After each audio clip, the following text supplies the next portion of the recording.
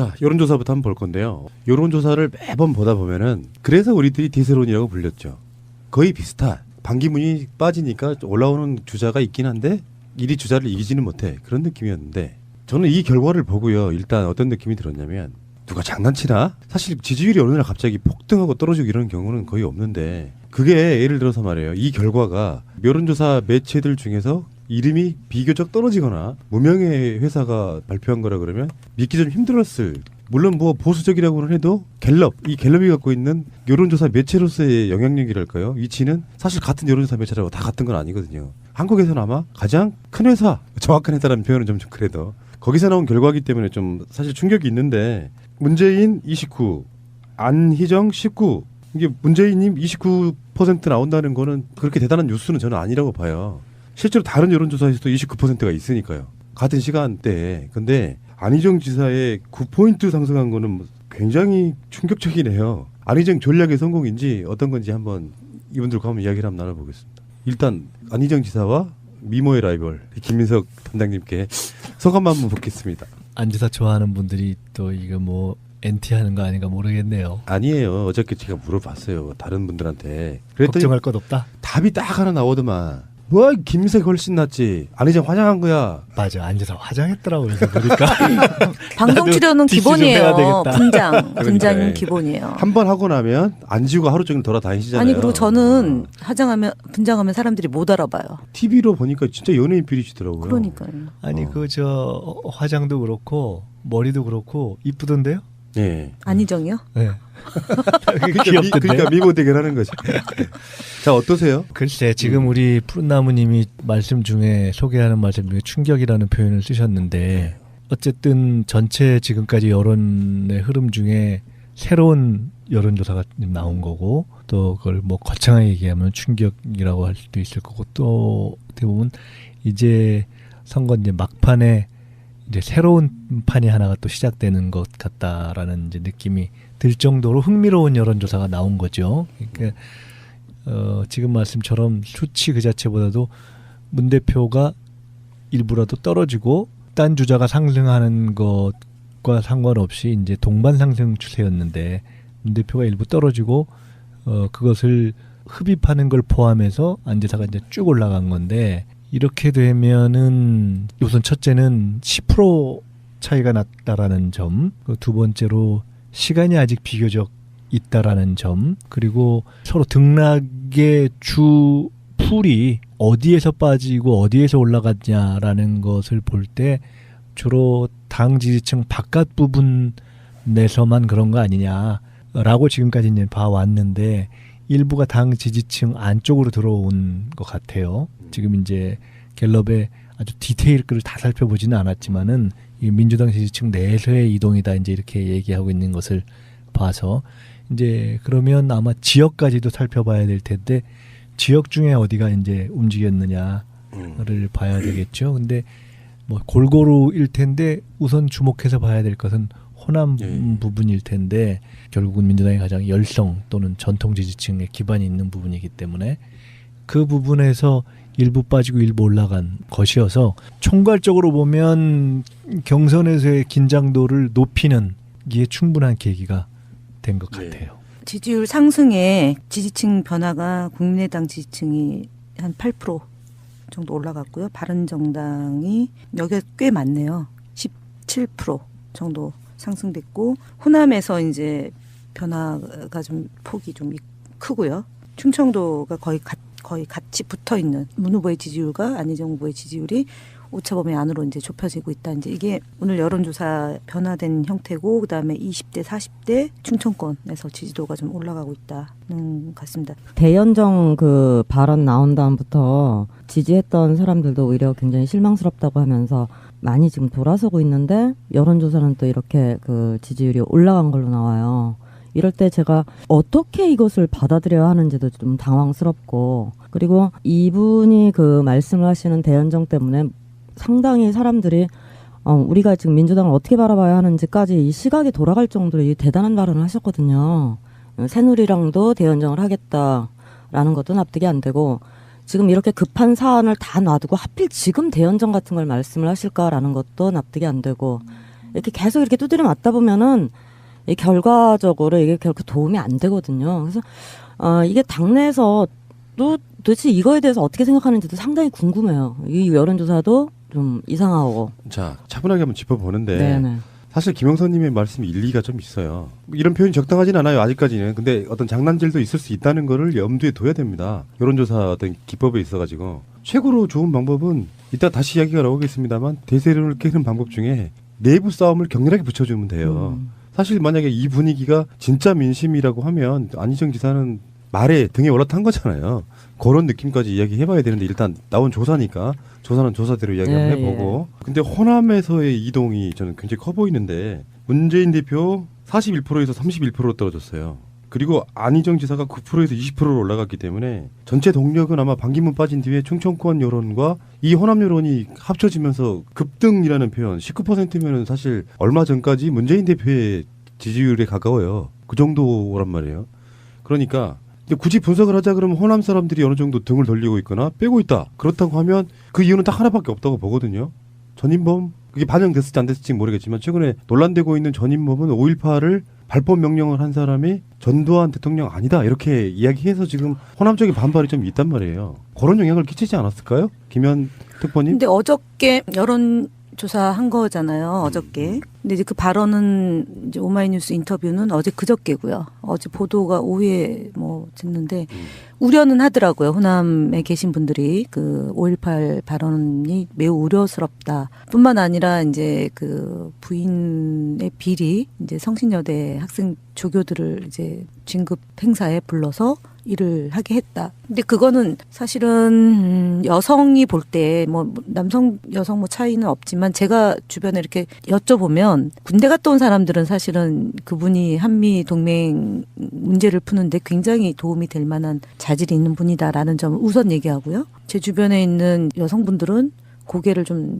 절레절레 하는 분위기예요. 그것뿐만 아니라 이제 그 이전에도 또 이제 좀 작지 않은 일이 또 있었잖아요. 그러니까 주변에서 많이들 얘기하는 게 이런 사건 사고가 없는 게 중요한 거 아니냐 대선을 가는 과정에서 이제 좀 혐오스러운 행위나 발언 또는 국민 정서에 좀 어긋나는 일 이런 것에 대해서 예민하게 반응하는 세대들이 있지 않습니까? 그것이 반영이 안 됐다 보기는 좀 어려울 것 같고요. 특히 제가 볼 때는 이제 물론 더불어민주당의 지지율이 40%이기 때문에 굉장히 이제 재밌는 경선, 이제 흥미진진한 경선으로 이제 국민들 관심이 높아지는 건 저희한테는 매우 고무적인 거고요. 더불어당을 뺀 바른정당이나 이제 자유당, 이름 바꾼 자유당, 그다음에 국민당, 소위 이 3당의 후보군들이 고착 상태거나 빠지고 있는 것이 또 한편 관전 포인트 아닌가. 1, 2위가 다 더불어민주당 후보에게 지지를 보내고 있다는 점은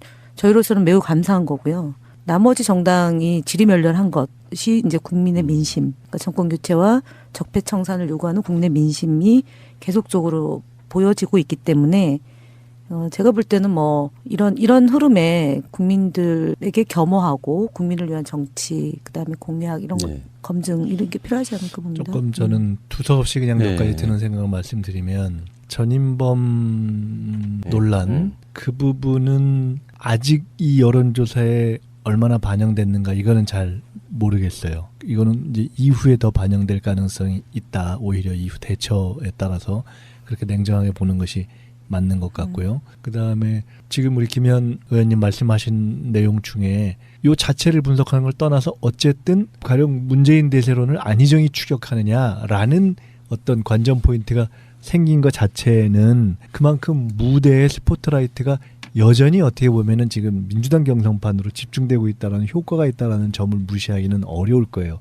그 자체가 어떻게 되느냐와 떠나서. 그리고 그렇기 때문에 어떻게 보면은 더 이쪽에서의 어떤 대세론에 대해서 흥미를 원하는 그리고 뭔가의 변화를 원하는 그러한 안팎의 민심이 결합되면서 지금 이쪽에서의 관전 포인트가 이렇게 생겨나고 있다는 측면이 있는 거예요. 그러니까 그거는 무시할 수 없다고 봐요. 세 번째로는 지금 우리 김영선님이 말씀하셨는데 대연정이라든가 뭐 등등등등 논란이 이제 분명히 있고 그것이 과연 앞으로 장기적으로 어떻게 작용할 것인가 분석을 해봐야 되는데 최종 결정을 하기 이전에 또 일반적으로도 선거에서 어떤 지지율의 등락을 가져오는 게 여러 가지 변수가 있지 않습니까? 일반적인 노선이라는 변수도 있고 지역이라는 변수, 뭐 출신지라는 변수, 심지어 젊느냐, 뭐 잘생겼냐 이런 것 등등이 다 있는데 그런 점에서 원래 안 지사가 가지고 있었던 잠재력의 폭은 있었던 거예요. 그런 여러 가지 점에서. 그런데다가 지금 박 시장이 불출마한다라든가 또는 김부겸 불출마한다든가 등등 속에서 사실은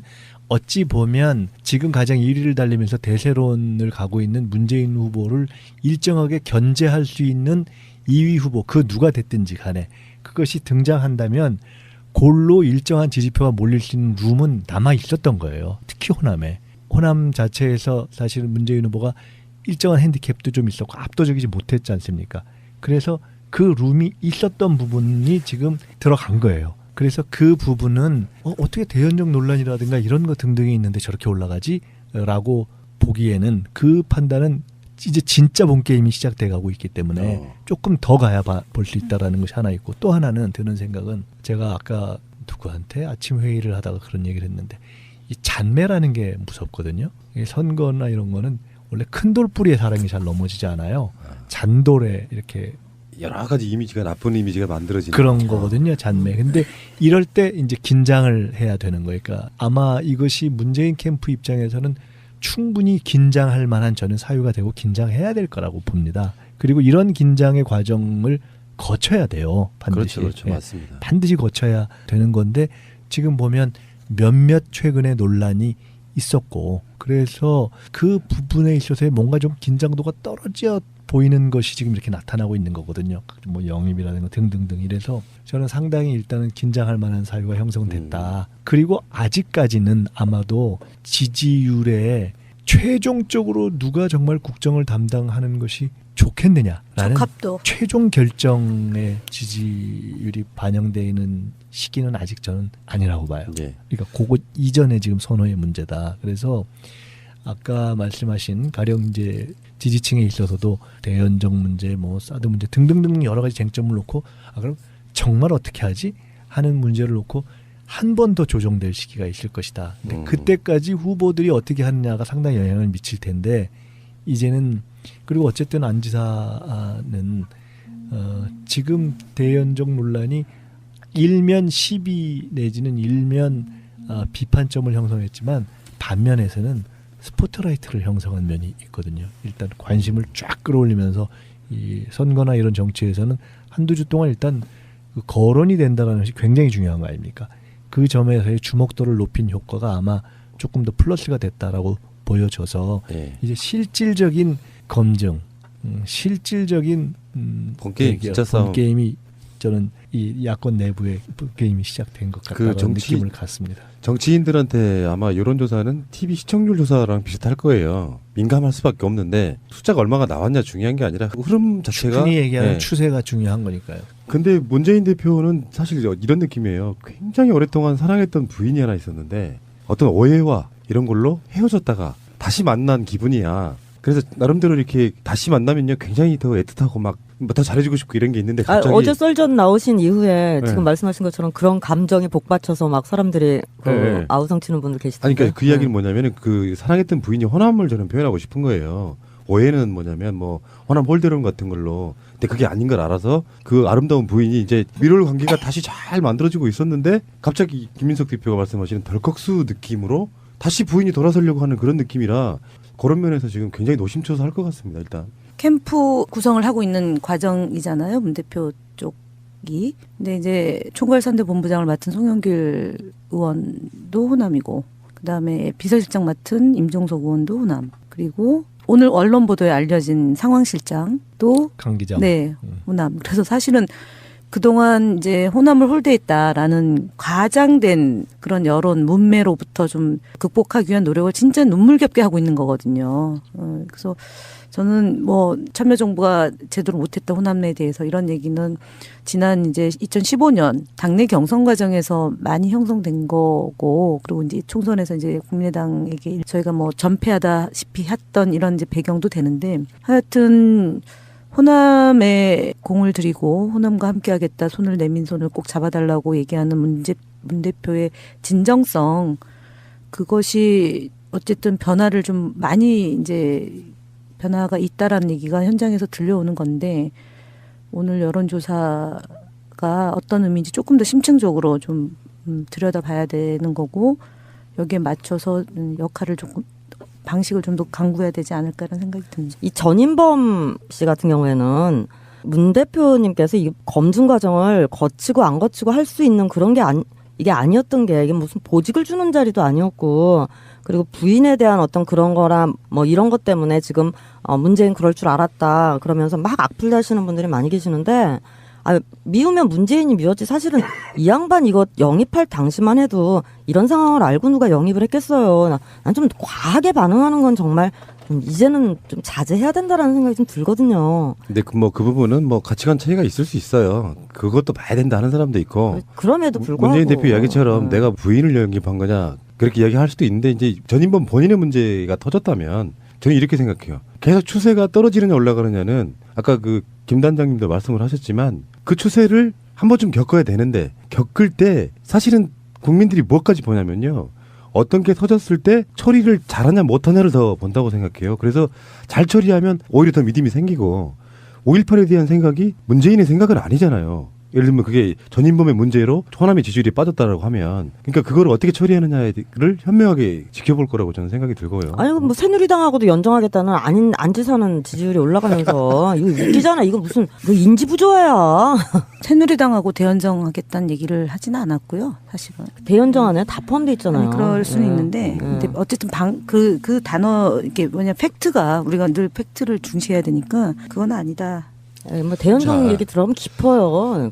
자, 뭐 어쨌건 이건 뭐 방송 소재로 쓰면 참 좋아요. 똑같은 이야기 매주 하는 것 같은 느낌보다 지지율이 이렇게 급등 급락 이 느낌을 들면 방송으로 이야기하기는 좋은데, 해당 캠프들은 굉장히 반응이, 한쪽은 이게 뭔 일이야 하고 한쪽에서는 전략대로 됐네. 사실 만약에 안희정 지사가 이를테면 노무현 모델을 차용하는 것 같아요. 지지율 미미한 데서 칙 치고 올라가 보자. 근데 어느 정도 그게 자기들 계획대로 맞아떨어지면 원래 할 거고, 또 문재인 대표 쪽 입장에서는 이거 뭐지 하고 이제 노심초사할 것 같은데요. 방송 소재로는 좋은데 캠프들은 굉장히 당황스럽거나 좀 긴장하게 조금 모호한 거죠, 사실은. 예, 지적하자니 적폐청산, 뭐 정권 교체, 이것이 중시된 거고, 그리고 원론적인 거고, 이제 그렇게 얘기했단 말이죠. 그래서 이제 뭐 뜻이 크게 다르지 않다 이제 얘기하다가 여론으로 먹히잖아요. 그러니까 지지율이 올라가니까 소신 그렇게 얘기를 했죠. 그러니까 여론조사라고 하는 게 일종의 미디어의 장난 같은 건데요. 이게 조작이라는 뜻이 아니라 네.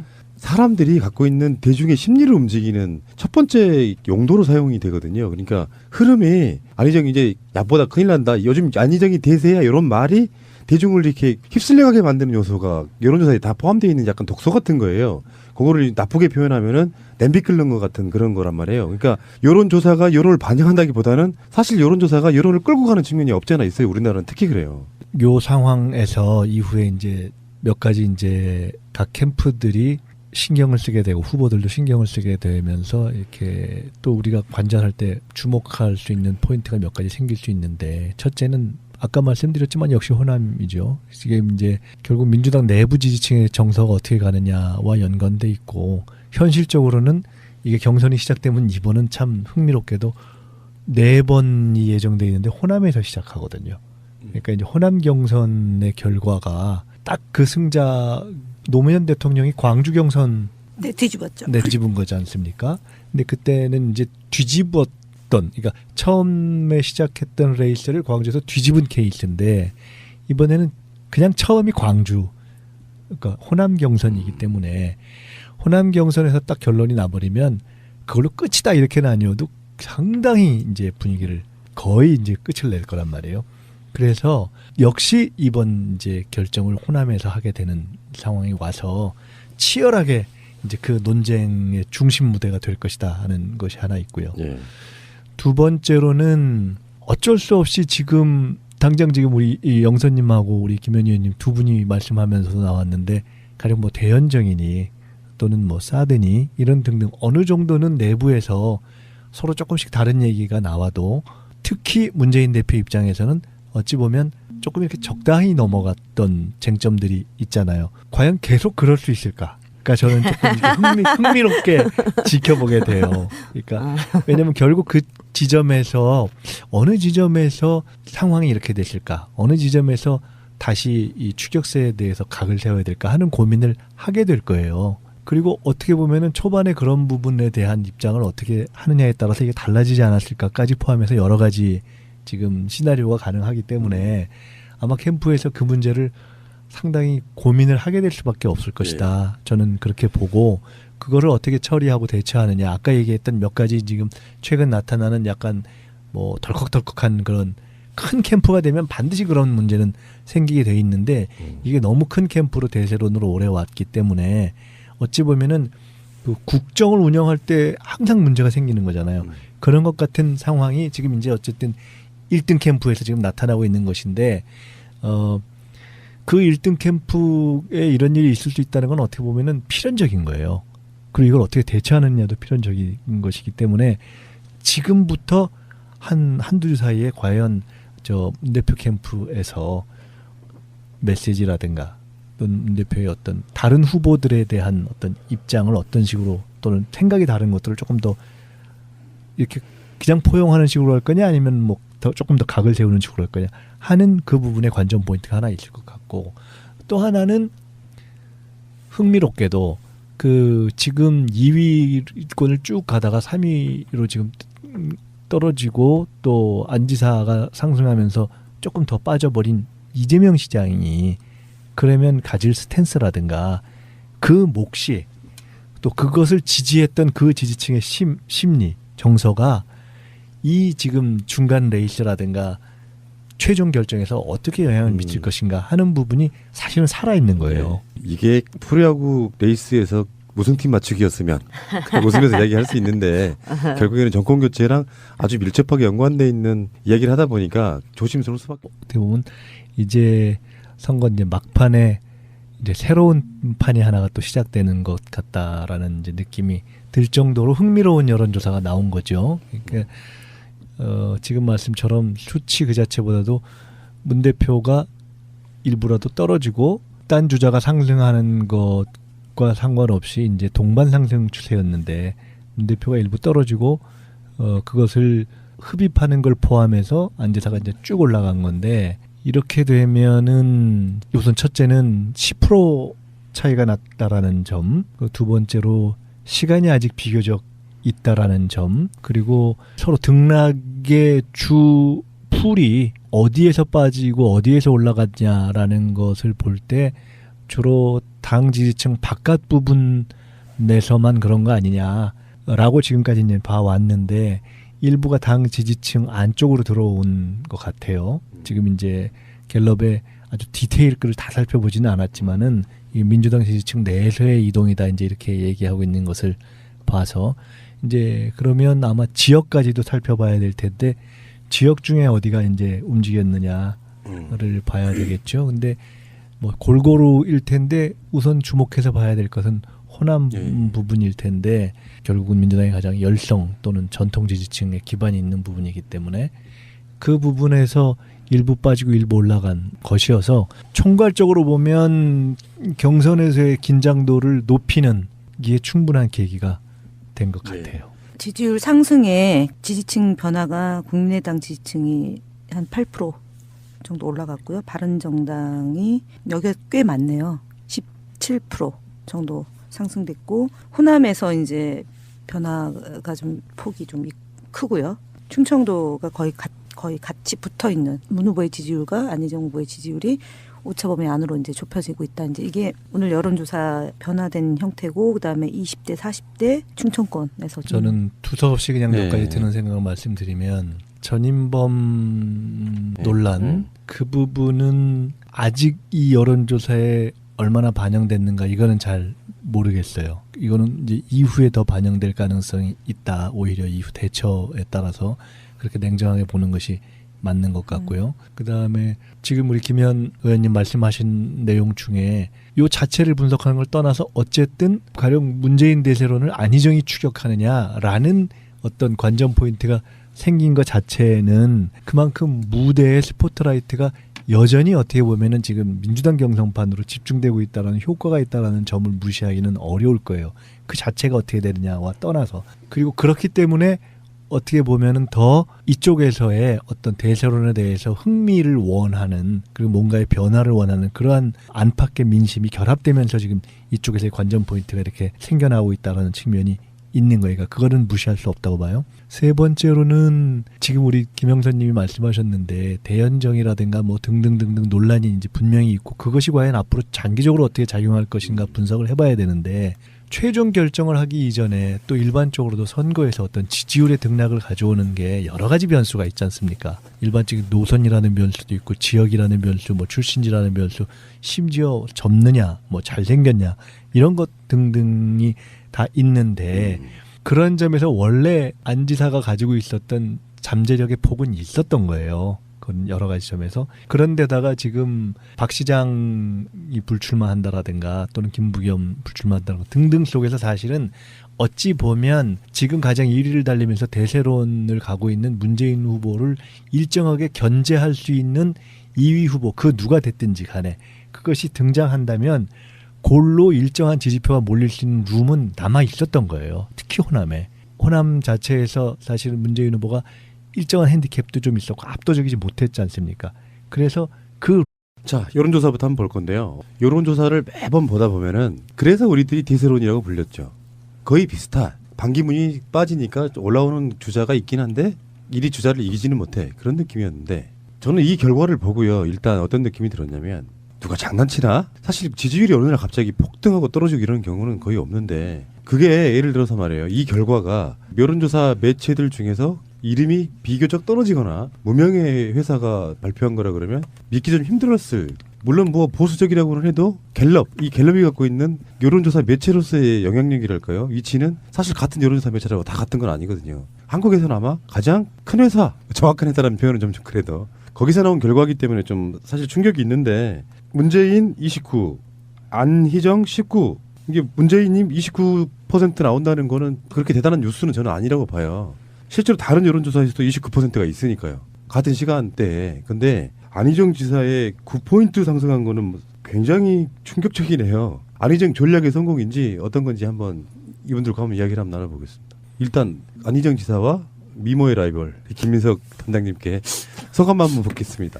안 지사 좋아하는 분들이 또 이거 뭐 NT하는 거 아닌가 모르겠네요. 아니에요. 어저께 제가 물어봤어요, 다른 분들한테. 그랬더니 걱정할 것 없다? 답이 딱 하나 나오더만. 뭐 김민석이 훨씬 낫지, 안희정 화장한 거야. 맞아, 안 지사 화장했더라고. 그래서 보니까 방송 출연은 디스 좀 해야 기본이에요. 되겠다. 분장은 기본이에요. 한 번 하고 나면 안 지우고 하루 종일 돌아다니시잖아요. 아니, 그리고 저는 분장하면 사람들이 못 알아봐요. TV로 보니까 진짜 연예인 필이시더라고요. 그러니까요. 아니 그 저 화장도 그렇고 머리도 그렇고 이쁘던데요? 네. 안희정이요? 네. 그러니까, 그러니까 미모 대결하는 거죠.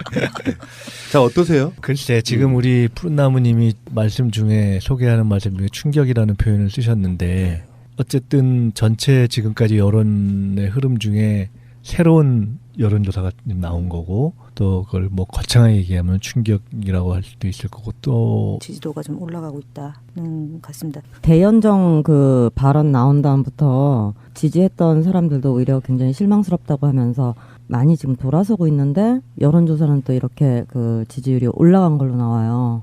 이럴 때 제가 어떻게 이것을 받아들여야 하는지도 좀 당황스럽고, 그리고 이분이 그 말씀을 하시는 대연정 때문에 상당히 사람들이 우리가 지금 민주당을 어떻게 바라봐야 하는지까지 이 시각이 돌아갈 정도로 이 대단한 발언을 하셨거든요.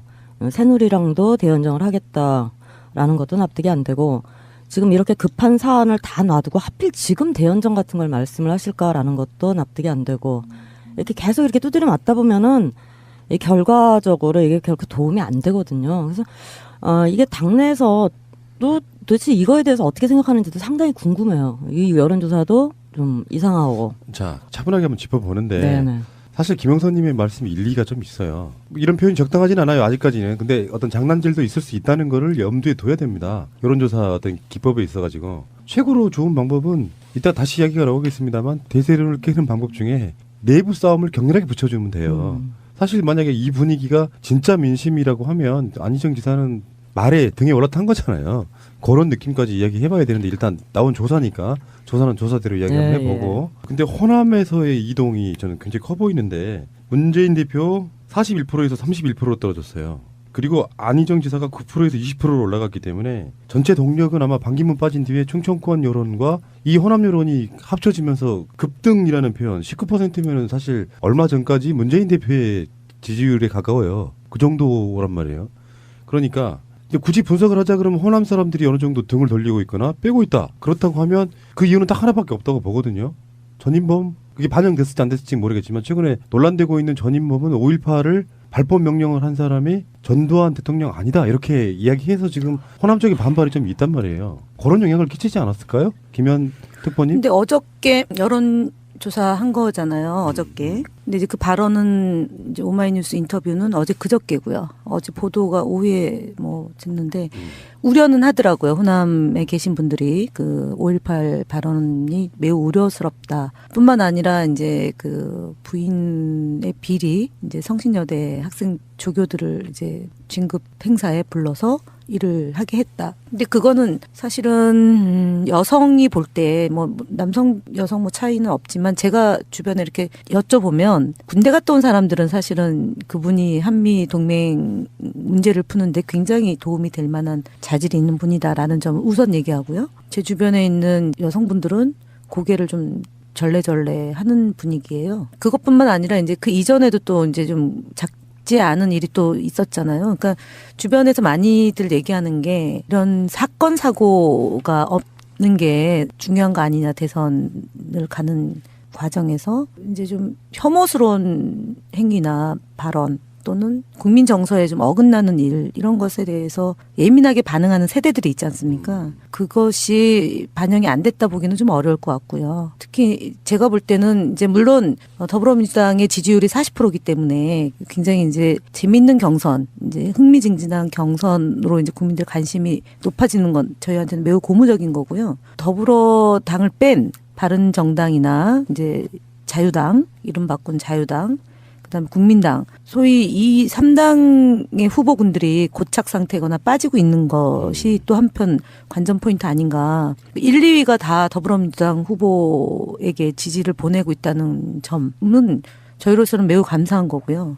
나머지 정당이 지리멸렬한 것이 이제 국민의 민심, 그러니까 정권 교체와 적폐 청산을 요구하는 국내 민심이 계속적으로 보여지고 있기 때문에 제가 볼 때는 뭐 이런 흐름에 국민들에게 겸허하고 국민을 위한 정치 그다음에 공약 이런 것 검증 이런 게 필요하지 않을까 봅니다. 조금